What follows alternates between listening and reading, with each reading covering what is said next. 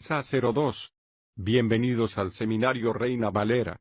Yo soy Gilberto Aves, rector del Seminario Abierto, y esta es la lección número 2 de la materia Sinopsis del Antiguo Testamento, cuyo tema es Éxodo. Diseño para la liberación. Pedimos la bendición de Dios sobre el estudio de su palabra. Empecemos. Éxodo, diseño para la liberación. Por Ray C. Stedman.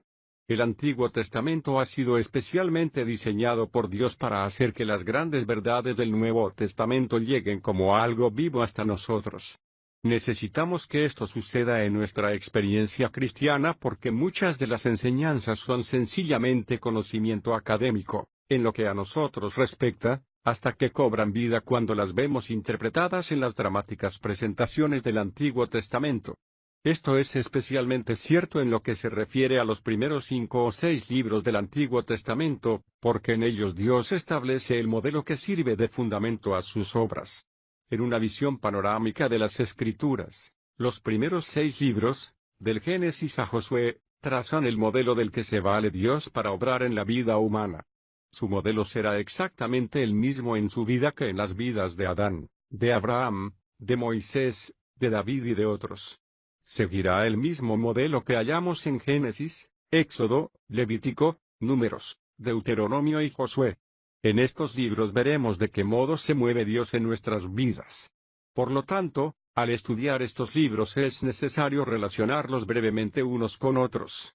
Génesis es el libro que revela la necesidad que tiene la humanidad y trata acerca del hombre, su creación, su pecado, el nuevo mundo que aparece después del diluvio, el lento viaje del hombre a través del tiempo, vacilando ante Dios.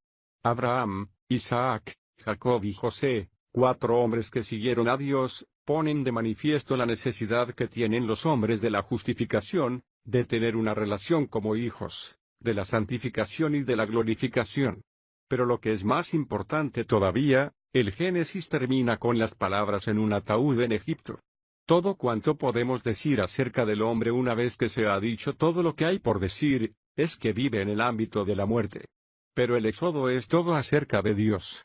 El Éxodo es la respuesta de Dios ante la necesidad del hombre y la manera en que ha suplido la solución para el pecado del hombre.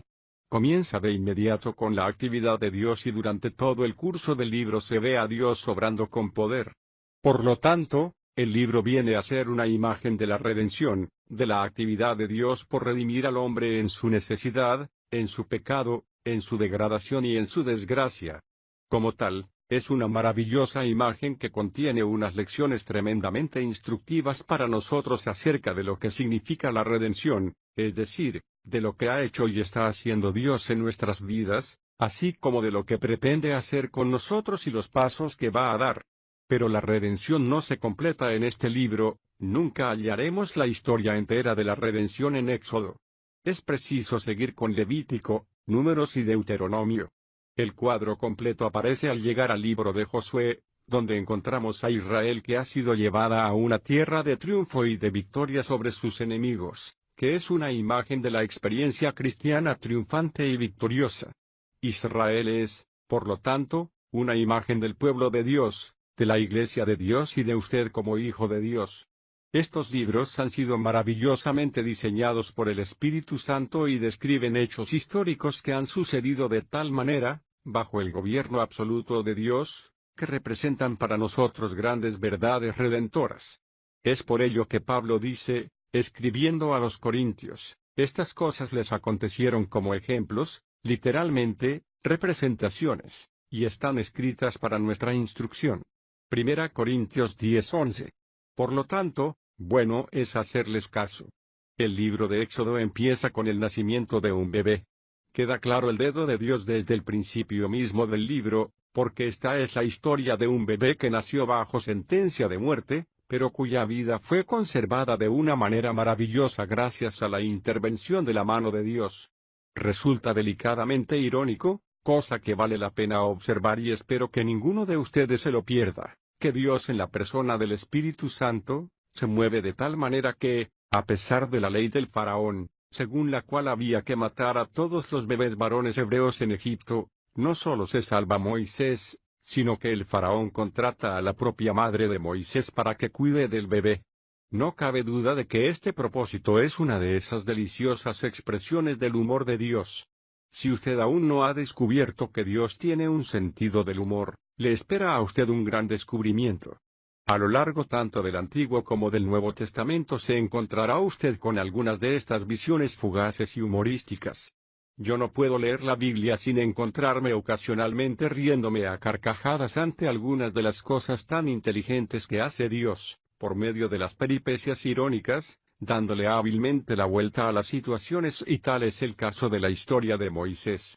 Lo interesante de este planteamiento es que cuando Dios quiere hacer algo, casi siempre empieza con un bebé, pero nosotros no. Creemos que los bebés no son muy importantes. Allá por el 1809 el mundo entero estaba ansiosamente esperando noticias de las batallas de Napoleón, que amenazaba con convertirse en un dictador mundial, siendo el Hitler de su época. Napoleón hizo temblar al mundo entero con sus tiránicos deseos y sus impulsos egomaníacos, pero ese mismo año estaban naciendo bebés en los hogares y en las familias del todo el mundo. ¿Y qué bebés? En Inglaterra vinieron al mundo Tennyson, Charles Darwin y Gladstone, que llegaría a convertirse en primer ministro de la Gran Bretaña. Aquí en este país, es decir, en Estados Unidos, en una cabaña de troncos de Kentucky, nació Abraham Lincoln, además de Wendell Holmes y otros hombres que, al hacerse hombres, se convirtieron en gigantes que conmovieron y cambiaron el mundo. Todo ello quiere decir que cuando Dios quiere cambiar la historia, no empieza con una batalla, sino con un bebé. De manera que Dios empezó con este bebé. Moisés creció y fue criado en la corte del faraón, teniendo acceso a todo el conocimiento de los egipcios y siendo educado en la mejor universidad del más grande imperio de aquella época. Fue el hijo adoptivo del rey mismo y disfrutó de todos los privilegios, teniendo todas las ventajas posibles, pero cuando llegó a la mayoría de edad, Dios le habló y se dio cuenta de que habría de convertirse en el libertador de Israel. De modo que se marchó, intentando llevar a cabo su labor, al menos eso creyó, y acabó asesinando a un hombre y teniendo que huir al desierto. Al seguir el curso de su historia, nos encontramos que Moisés se tuvo que marchar de la tierra de Egipto y pastorear ovejas durante 40 años en el desierto. Fue precisamente allí donde Dios le halló y tuvo el extraordinario encuentro con él en la zarza ardiente. Dios le volvió a llamar para que cumpliese con la misión que se le había encomendado originalmente, para la que no estaba ni mucho menos preparado hasta que se enteró de que Dios mismo era todo cuanto precisaba para hacer cualquier cosa en su nombre. Volviendo a la estructura de Éxodo, podrán ustedes entender la historia del libro si recuerdan 4 cosas. Todo el libro gira alrededor de 4 acontecimientos de gran importancia. La primera de ellas es la Pascua. Los capítulos 1 al 14 nos lleva y hallan su punto culminante en este gran acontecimiento. El segundo suceso es el del pueblo de Israel cruzando el Mar Rojo, que se describe en el capítulo 14. El tercer acontecimiento es la entrega de la ley en Sinaí y el cuarto la construcción del tabernáculo en medio del campamento de Israel. Estos 4 sucesos resumen el libro de Éxodo. Los 2 primeros sucesos están íntimamente relacionados y lo mismo sucede con los otros 2. La Pascua y el Mar Rojo son 2 aspectos de una misma verdad, la liberación del pueblo de Israel, que se encontraba esclavo en Egipto. Una imagen de algo muy importante en la experiencia cristiana, lo que llamamos conversión o regeneración, la liberación de una persona de la esclavitud del mundo. Y si quieren ustedes saber lo que hizo Dios al hacerse usted cristiano, estudie la Pascua y el momento en que el pueblo cruzó el Mar Rojo, algo que estudiaremos en un momento. Los otros 2 acontecimientos también están relacionados entre sí. La entrega de la ley y la construcción del tabernáculo son acontecimientos totalmente inseparables.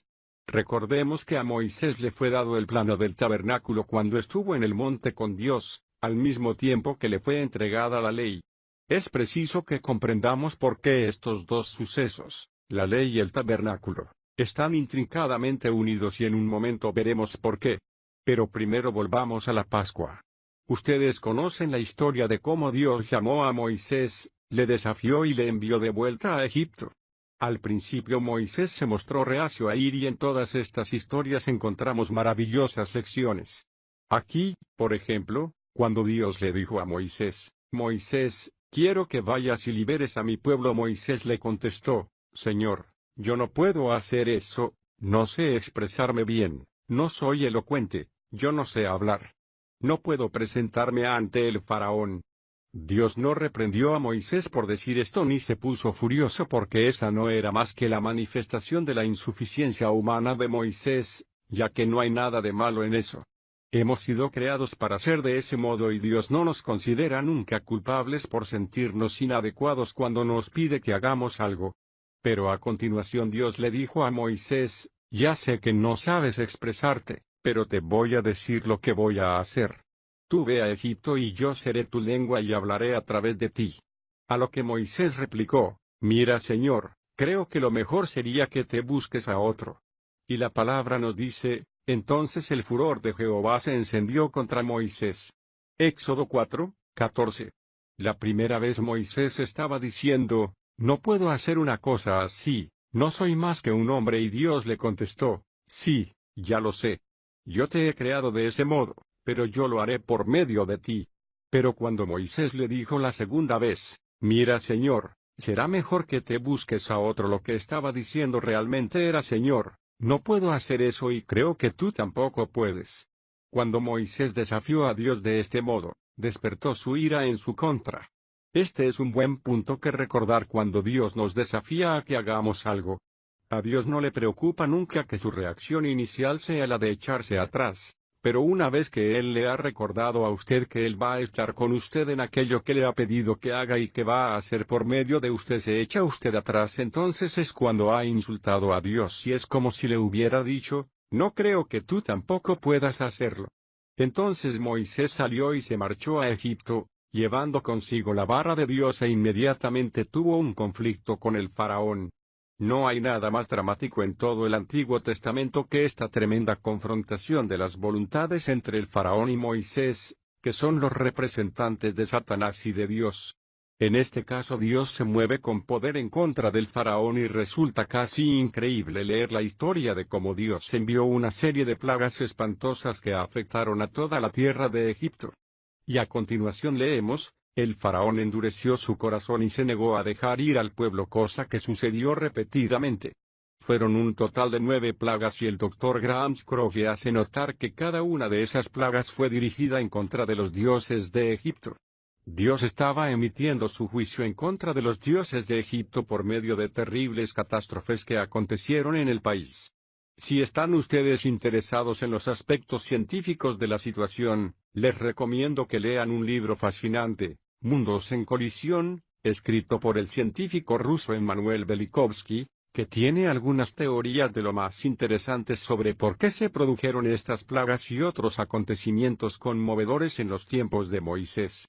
No estoy diciendo que todo lo que dice el libro sea cierto, pero sí es un enfoque fascinante acerca de la historia. Veremos al avanzar en el relato que Dios hace que se reúna todo el pueblo.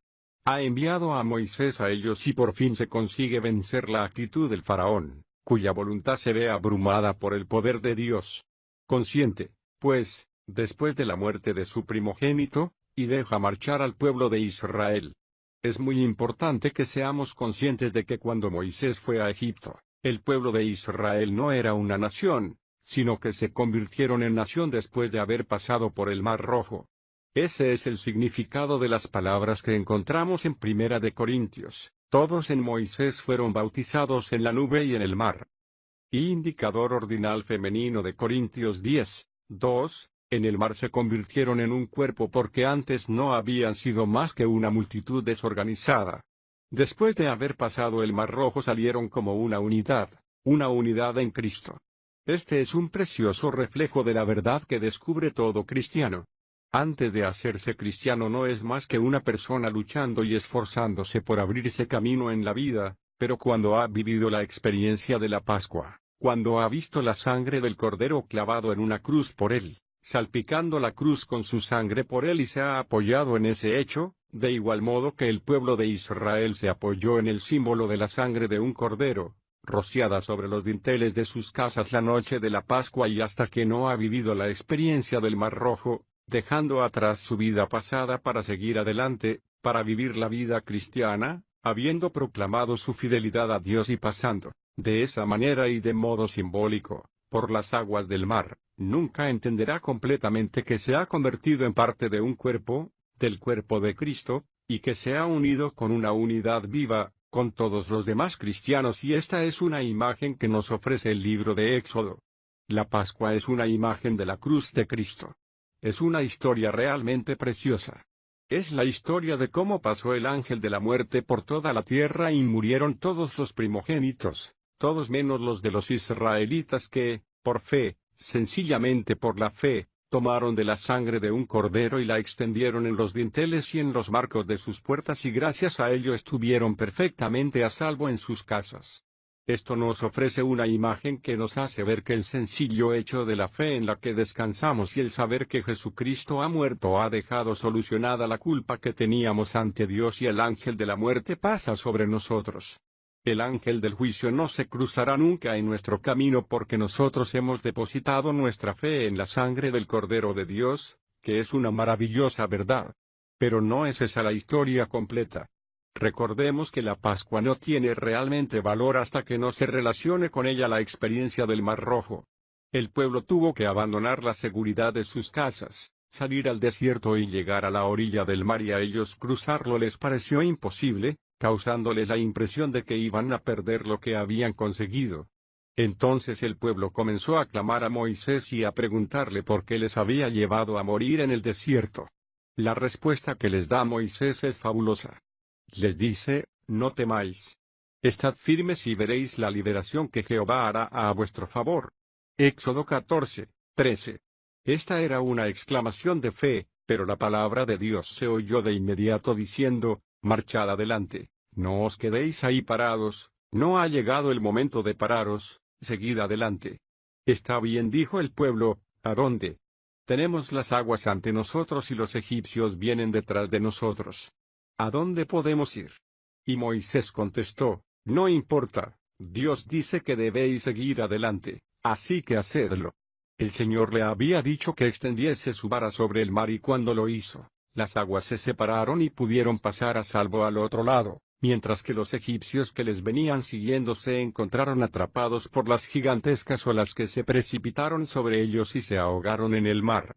¿De qué es figura el Mar Rojo en su vida? Es una figura de la separación del mundo. Egipto se encuentra en esos momentos al otro lado, y una vez que hubieron atravesado el Mar Rojo es cierto que se encontraron en el desierto, pero habían logrado salir de Egipto y un río de muerte había quedado entre ambos lados. Es exactamente el mismo río de muerte que se encuentra entre usted y el mundo al pedirle usted a Cristo que sea su Señor.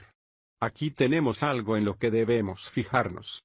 Cuando estaban celebrando la Pascua, se hallaban descansando en sus casas, no tuvieron que hacer nada, sencillamente estar ahí. Estaban dependiendo solo de la obra de otro. Sin embargo, cuando llegaron al Mar Rojo, fue el poder de Dios el que hizo que las aguas se separasen, haciendo posible que escapasen, pero se exigió al pueblo que hiciese algo y se vieron desafiadas sus voluntades y tuvieron que pasar por el mar. Ese es el motivo por el que muchas profesiones de fe cristiana no llegan nunca a materializarse ni llegan a nada. Hay personas que están dispuestas a sentarse bajo la sangre de la Pascua, que están dispuestas a recibir a Jesucristo como Salvador, pero que no están dispuestas a pasar por las aguas del Mar Rojo. No dan nunca el paso necesario para dejar atrás su vida pasada, que les separe del mundo, porque aún siguen pensando que se encuentran en Egipto. No seguirán adelante para cruzar el Mar Rojo, y hasta que eso no suceda se encontrarán todavía sujetos a esclavitud y bajo el control de Egipto. Fijémonos, en el capítulo 15, en el que se nos relata que solo después de haber atravesado el mar pudo Israel prorrumpir en el cántico, y en Egipto no habían cantado, porque había sido una tierra de esclavitud, de sufrimiento, de desgracia, de un interminable trabajo y de continuo peligro. Pero al llegar al desierto y al otro lado de la orilla del Mar Rojo, prorrumpen en un cántico. La verdadera liberación pone un cántico en nuestros corazones. ¿Tiene usted un cántico de liberación? Esta es una norma que observo con frecuencia en la vida actual. No hace mucho vino a verme un joven que estaba luchando con la bebida y evidentemente se había producido una crisis en su vida y deseaba ser libre. De algún modo se había dado cuenta de que había fortaleza en Cristo para librarle. Vino a verme y estuvimos hablando. Inclinó su cabeza y recibió al Señor, pero unas 3 semanas después me llamó por teléfono y me dijo que estaba metido otra vez en el mismo lío. Estaba exactamente igual que antes, así que le pedí que viniese a verme y volvimos a sentarnos a charlar. Le dije, ¿qué te pasó al volver a tu casa hace 3 semanas después de haber dicho que habías recibido al Señor? ¿Hiciste algo al respecto? Me contestó, no, no lo hice. Solo me fui a casa. Entonces le pregunté, ¿qué esperabas que sucediese? Y me contestó, no lo sé. Me limité a irme a casa y supongo que me olvidé del tema. Yo le dije entonces, si hubieras tomado la decisión de establecer una sociedad de negocios, si hubieses decidido que querías un cierto trabajo y para ellos tuvieses que dar algunos pasos, ¿te marcharías a casa y te olvidarías de todo el asunto? Claro que no, me contestó. Empezaría a moverme en esa dirección. Pues bien, le dije, ¿crees que puedes convencerme de que has pedido a Jesucristo que entre en tu vida y que vas a permitir que Él la controle cuando veo que te has ido a casa y te has sentado, te has cruzado de brazos y te has olvidado del tema? Me contestó, supongo que no. Tomar una decisión es una cosa y la decisión hace que el poder de Dios se manifieste en nuestras vidas y nos libera de la culpa del pasado y podemos regocijarnos en ello porque la palabra de Dios es verdad, pero también está la experiencia de atravesar el Mar Rojo, que nos llama a que sigamos adelante y cortemos todos los lazos que nos atan al mundo y a que demos los pasos necesarios para que sea posible que el río del juicio de Dios fluya entre usted y la manera de actuar el mundo. Cuando da usted ese paso, lo que hace es colocarse de modo que Dios more en su interior. Como ve aquí en Éxodo, en el capítulo 15, Dios no toca nunca a su pueblo ni va junto a él hasta que no han pasado por el Mar Rojo. Cuando lo han hecho, entonces Dios mora entre ellos. Annie Johnson Flint escribió un precioso poema que dice, ¿has llegado al Mar Rojo en tu vida? Donde a pesar de todo cuanto puedas hacer, no hay salida posible ni hay modo de volver atrás, y el único camino es a través. ¿Ha llegado usted a ese lugar? Pues precisamente ahí es donde muchos necesitan llegar, porque hasta que no lo hagan, no podrán nunca llegar a conocer la morada de Dios en sus vidas. Al seguir leyendo el capítulo 15, nos encontramos con un cuadro muy interesante. Leemos la historia acerca de las aguas de Mara, el lugar de la amargura, que sigue de inmediato a la del pueblo cruzando el Mar Rojo. A fin de purificar estas aguas, Moisés corta un árbol que el Señor le mostró, lo echó en las aguas y éstas se volvieron dulces. Éxodo 15, 25. En lo que se refiere a la aplicación que tiene esta imagen a nuestras vidas, se darán cuenta de que sucede justo en el lugar apropiado. Lo que nos está diciendo es que la cruz, aquel gran árbol del que estuvo colgado el Señor Jesús, es la respuesta de Dios a la amargura de la vida.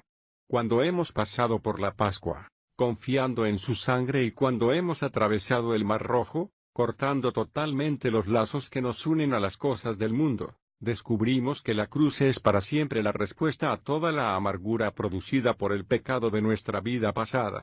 La respuesta de Dios a la amargura de la experiencia de la persona es esta experiencia de la cruz, que elimina la desdicha del pasado y todas las frustraciones del presente, endulzando las aguas de nuestra vida. Inmediatamente después de todo esto llegaron al desierto, donde recibieron el maná y donde comenzó a manifestarse el cuidado paternal de Dios. ¿No descubrió usted eso al hacerse cristiano? En cuanto se hizo usted cristiano y dejó completamente atrás su vida anterior, después de haber atravesado el Mar Rojo, ¿no descubrió usted de inmediato el amor y el cuidado paternal de Dios? Él le estuvo cuidando, Él le alimentó y le llevó sobre alas de águila, como lo hizo aquí con estos israelitas, pero, incluso así, el pueblo comenzó a murmurar. Eso es algo que hacemos en demasiadas ocasiones en nuestra vida, quejándonos en contra de Dios, ¿no es cierto? En el capítulo 17 tiene lugar una batalla, la primera batalla con la carne. Esto es siempre algo que pilla completamente por sorpresa a los nuevos creyentes. Una vez que han experimentado la gloria de la Pascua, del Mar Rojo, la poderosa liberación del pecado en sus vidas, el sentido de ese amor paternal al darles el maná y de haber hallado la comunión con Cristo en sus nuevas vidas, descubren que aún tienen una batalla que luchar con la vieja carne. Este puede ser un descubrimiento aplastante, pero ahí lo tenemos. Amalek viene y lucha con Israel, pero Dios le declara una guerra sin fin a Amalek. Éxodo 17:10. Porque la carne desea lo que es contrario al espíritu, y el espíritu lo que es contrario a la carne. Ambos se oponen mutuamente. Gálatas 5:17. No se puede hacer nunca la paz con Amalek. Así que después de examinar la enseñanza típica de este libro llegamos al capítulo 19 acerca del Sinaí, es decir, la ley y el tabernáculo, la tercera y cuarta sección de Éxodo. Unamos estas dos. Como es natural, tenemos en el Sinaí el momento en que se entrega la ley. Pero, ¿en qué consiste la ley?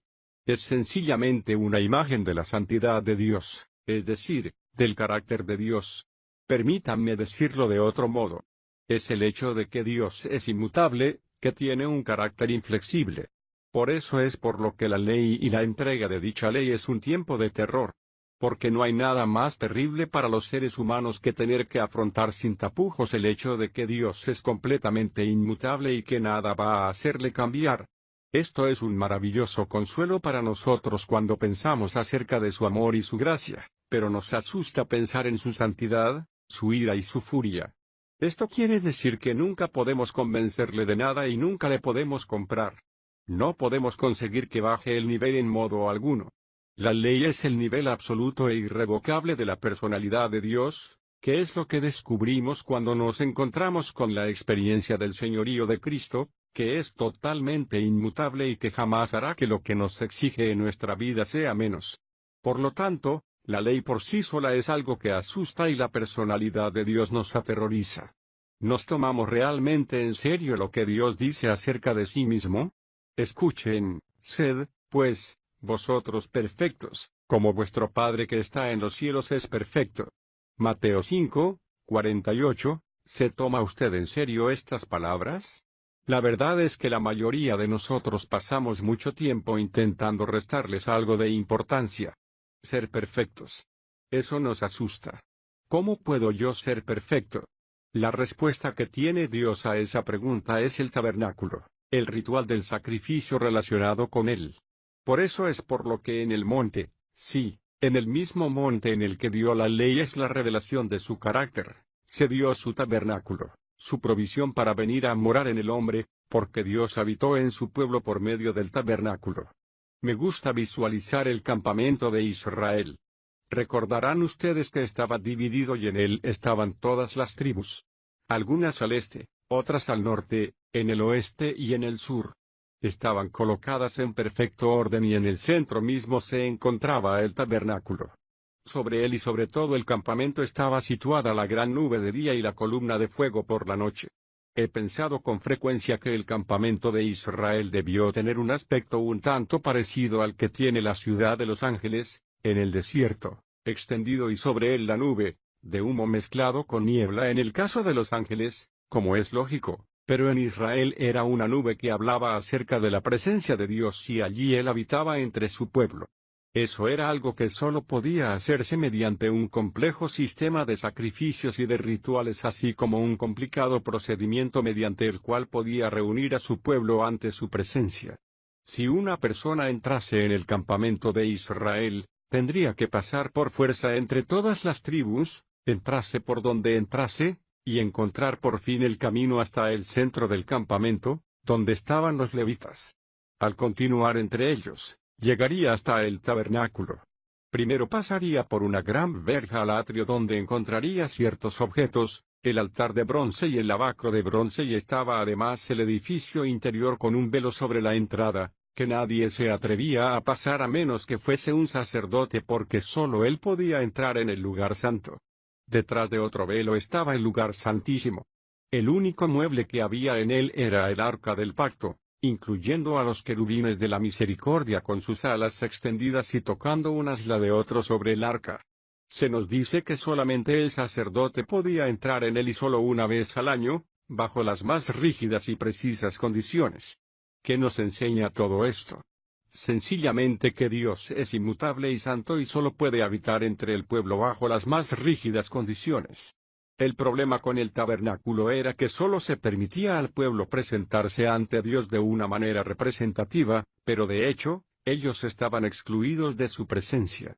El pueblo común no podía nunca llegar ante su presencia, solo lo podía hacer el sumo sacerdote, que temía por su vida, y solo una vez al año, eso era todo. Esa es la restricción de estos rituales del Antiguo Testamento. Como vemos, el problema que encontramos en el Antiguo Testamento y los santos de aquellos días no era la ley y no habría nada de malo en ella. La ley es algo positivo, según nos dice Pablo. Algunas veces nos referimos a la ley como si fuese algo negativo, pero no lo es. La ley era perfectamente buena y lo sigue siendo. El problema tenía que ver con el tabernáculo y el sistema de los sacrificios, que no eran suficientemente completos ni reales. No eran más que sombras, solo imágenes y no podían realmente hacer nada. Por eso es por lo que, al llegar al libro de Hebreos, todo el libro está dedicado a enseñarnos que la ley de Dios sigue siendo inmutable, pero el enfoque es totalmente diferente, porque venimos ante el que es lo contrario de la figura, la realidad, que simbolizan todas estas sombras. En Hebreos leemos, tenemos plena confianza para entrar al lugar santísimo. Hebreos 10:19. Sin el menor temor, porque mediante la sangre de Jesús y gracias a la cruz, Dios ha eliminado todo lo que separa y nos ha acercado a sí mismo. El gran mensaje del libro de Éxodo es que por medio de la cruz, Dios ha hecho posible que un Dios santo e inmutable habite con nosotros. Todo el tabernáculo no es otra cosa que una imagen de Dios morando con su pueblo. La verdad importante para nosotros aquí es que Dios ha resuelto de tal modo el problema del pecado en nosotros, lo ha resuelto totalmente, que Pablo dice en Romanos 8, ahora, pues, ninguna condenación hay. Ni la más mínima. Ninguna. Tenemos acceso perfecto al Padre por medio del Hijo y el Espíritu de Dios que mora en nosotros y que nunca nos dejará ni nos abandonará porque ha hecho su tabernáculo en nuestros corazones y en nuestras vidas. Una de las cosas sobre las que estoy en contra es la costumbre de las maestras de escuela dominical, que son las más culpables de hacerlo, de enseñar a los niños que el edificio es la casa de Dios. El motivo por el que no me gusta es principalmente porque no es verdad. Hubo un edificio que fue la casa de Dios en el Antiguo Testamento, el tabernáculo, pero fue sencillamente una sombra. El templo de Jerusalén ocupó su lugar, pero también eso es una sombra. Sin embargo, al llegar al Nuevo Testamento no se encuentra nunca un edificio que haya sido diseñado como la casa de Dios porque la casa de Dios en el Nuevo Testamento es el cuerpo humano. Pablo dice sois templo de Dios. Indicador ordinal femenino Corintios 3:16. Por lo tanto, no estamos nunca fuera de la iglesia. Creo que hemos enseñado a nuestros niños uno de los más espantosos errores cuando les enseñamos que un edificio es la casa de Dios. Cuando decimos esto les cuesta mucho trabajo entender la idea de que sus cuerpos son templos de Dios y eso es lo que Él quiere que aprendamos, que no estamos nunca fuera de la iglesia. Que el propio Jesucristo habita en nuestros cuerpos, que son templo suyo y que han sido creados exactamente igual que el tabernáculo, con una triple estructura. El atrio es el cuerpo de sangre, carne y hueso, que podemos ver. El lugar santo es el alma, el ámbito de las emociones, de la mente y de la voluntad. Ese es el aspecto que nos permite relacionarnos unos con otros, hablar y compartir juntos las experiencias, pero en el fondo del centro está el lugar santísimo, nuestro espíritu y en él mora el Espíritu de Dios. De modo que cada uno de nosotros somos un tabernáculo andante.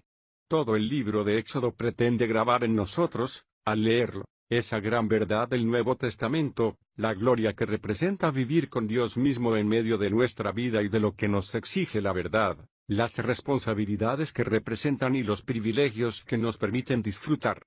La gran necesidad que tenemos es la de caminar descansando solo en la obra acabada del Señor Jesucristo, haciendo todo ello nos sea posible. Con todo y con eso, no basta con eso. Durante todo el curso del libro se ve a Dios obrando con poder. Por lo tanto, el libro viene a ser una imagen de la redención, de la actividad de Dios por redimir al hombre en su necesidad, en su pecado, en su degradación y en su desgracia. Como tal, Es una maravillosa imagen que contiene unas lecciones tremendamente instructivas para nosotros acerca de lo que significa la redención, es decir, de lo que ha hecho y está haciendo Dios en nuestras vidas, así como de lo que pretende hacer con nosotros y los pasos que va a dar. Pero la redención no se completa en este libro, nunca hallaremos la historia entera de la redención en Éxodo. Es preciso seguir con Levítico, Números y Deuteronomio. El cuadro completo aparece al llegar al libro de Josué, donde encontramos a Israel que ha sido llevada a una tierra de triunfo y de victoria sobre sus enemigos, que es una imagen de la experiencia cristiana triunfante y victoriosa. Israel es, por lo tanto, una imagen del pueblo de Dios, de la Iglesia de Dios y de usted como hijo de Dios. Estos libros han sido maravillosamente diseñados por el Espíritu Santo y describen hechos históricos que han sucedido de tal manera, bajo el gobierno absoluto de Dios, que representan para nosotros grandes verdades redentoras. Es por ello que Pablo dice, escribiendo a los Corintios, estas cosas les acontecieron como ejemplos, literalmente, representaciones, y están escritas para nuestra instrucción. 1 Corintios 10:11. Por lo tanto, bueno es hacerles caso. El libro de Éxodo empieza con el nacimiento de un bebé. Queda claro el dedo de Dios desde el principio mismo del libro, porque esta es la historia de un bebé que nació bajo sentencia de muerte, pero cuya vida fue conservada de una manera maravillosa gracias a la intervención de la mano de Dios. Resulta delicadamente irónico, cosa que vale la pena observar y espero que ninguno de ustedes se lo pierda, que Dios en la persona del Espíritu Santo, se mueve de tal manera que, a pesar de la ley del faraón, según la cual había que matar a todos los bebés varones hebreos en Egipto, no solo se salva Moisés, sino que el faraón contrata a la propia madre de Moisés para que cuide del bebé. No cabe duda de que este propósito es una de esas deliciosas expresiones del humor de Dios. Si usted aún no ha descubierto que Dios tiene un sentido del humor, le espera a usted un gran descubrimiento. A lo largo tanto del Antiguo como del Nuevo Testamento se encontrará usted de Abraham, de Moisés, de David y de otros. Seguirá el mismo modelo que hallamos en Génesis, Éxodo, Levítico, Números, Deuteronomio y Josué. En estos libros veremos de qué modo se mueve Dios en nuestras vidas. Por lo tanto, al estudiar estos libros es necesario relacionarlos brevemente unos con otros.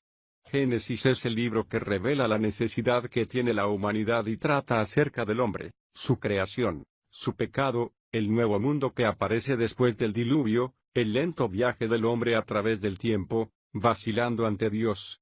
Abraham, Isaac, Jacob y José, 4 hombres que siguieron a Dios, ponen de manifiesto la necesidad que tienen los hombres de la justificación, de tener una relación como hijos, de la santificación y de la glorificación.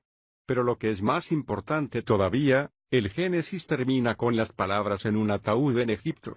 Todo cuanto podemos decir acerca del hombre una vez que se ha dicho todo lo que hay por decir, es que vive en el ámbito de la muerte. Pero el Éxodo es todo acerca de Dios. El Éxodo es la respuesta de Dios ante la necesidad del hombre y la manera en que ha suplido la solución para el pecado del hombre. Comienza de inmediato con la actividad de Dios y Sacero 2. Bienvenidos al Seminario Reina Valera. Yo soy Gilberto Aves, rector del Seminario Abierto y esta es la lección número 2 de la materia Sinopsis del Antiguo Testamento, cuyo tema es Éxodo. Diseño para la liberación. Pedimos la bendición de Dios sobre el estudio de su palabra. Empecemos. Éxodo, diseño para la liberación. Por Ray C. Stedman. El Antiguo Testamento ha sido especialmente diseñado por Dios para hacer que las grandes verdades del Nuevo Testamento lleguen como algo vivo hasta nosotros. Necesitamos que esto suceda en nuestra experiencia cristiana porque muchas de las enseñanzas son sencillamente conocimiento académico, en lo que a nosotros respecta, hasta que cobran vida cuando las vemos interpretadas en las dramáticas presentaciones del Antiguo Testamento. Esto es especialmente cierto en lo que se refiere a los primeros 5 o 6 libros del Antiguo Testamento, porque en ellos Dios establece el modelo que sirve de fundamento a sus obras. En una visión panorámica de las Escrituras, los primeros 6 libros, del Génesis a Josué, trazan el modelo del que se vale Dios para obrar en la vida humana. Su modelo será exactamente el mismo en su vida que en las vidas de Adán, con algunas de estas visiones fugaces y humorísticas. Yo no puedo leer la Biblia sin encontrarme ocasionalmente riéndome a carcajadas ante algunas de las cosas tan inteligentes que hace Dios, por medio de las peripecias irónicas, dándole hábilmente la vuelta a las situaciones, y tal es el caso de la historia de Moisés. Lo interesante de este planteamiento es que cuando Dios quiere hacer algo, casi siempre empieza con un bebé, pero nosotros no. Creemos que los bebés no son muy importantes. Allá por el 1809 el mundo entero estaba ansiosamente esperando noticias de las batallas de Napoleón, que amenazaba con convertirse en un dictador mundial, siendo el Hitler de su época. Napoleón hizo temblar al mundo entero con sus tiránicos deseos y sus impulsos egomaníacos, pero ese mismo año estaban naciendo bebés en los hogares y en las familias del todo el mundo. ¿Y qué bebés? En Inglaterra vinieron al mundo Tennyson, Charles Darwin y Gladstone, que llegaría a convertirse en primer ministro de la Gran Bretaña. Aquí en este país, es decir, en Estados Unidos, en una cabaña de troncos de Kentucky, nació Abraham Lincoln, además de Wendell Holmes y otros hombres que, al hacerse hombres,